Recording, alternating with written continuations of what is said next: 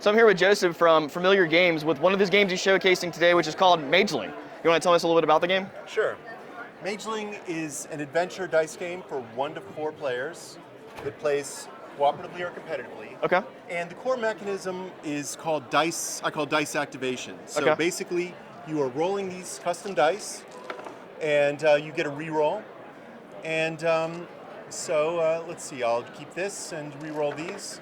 And so you are going to use these dice to set off your grimoire, which is filled of scrolls that you've collected from the Nexus. And so you place the dice to the matching symbol to activate. And and you use these dice to activate cards that set off bigger and bigger combos as you proceed through the game. Okay. So you're collecting these cards, looking for synergies, and then moving through these locations, which get progressively more difficult, in a quest to save the Evertree.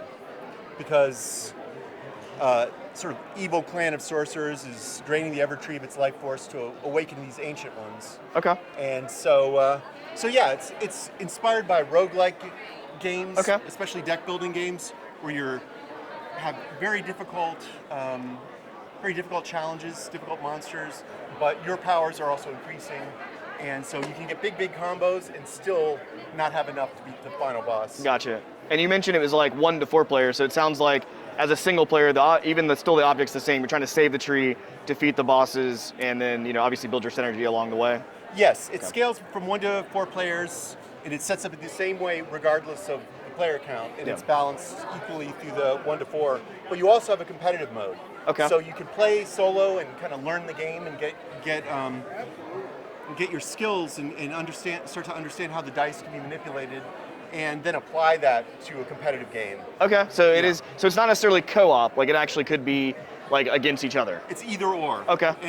But it is a game that rewards skill and rewards repeated plays. Okay. And so solo mode is a great way to sharpen your skills. Okay. To play competitively. Gotcha. And then like when you get in with like 3 other people that are like really good at the game, it's like a big old battle, right? Like everyone's going at it. Absolutely, yeah. I mean, it's a game that as you get better at it, you also get quicker.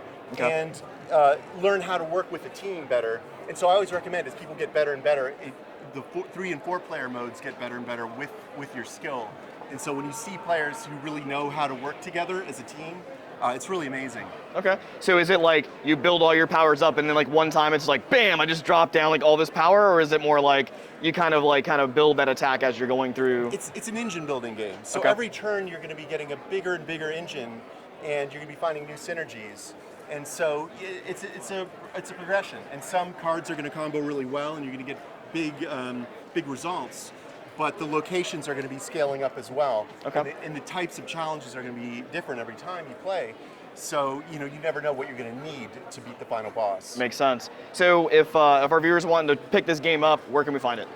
Well, you can go to familiargames.net and you can buy it there. Okay. And we're also going to be listing the different retailers who hold it as well, so you can find it in your local game store. Gotcha. Well, hey, Joseph, it's been a pleasure talking to you. Yeah, thanks so much, and can't wait to check it out. All right, appreciate it.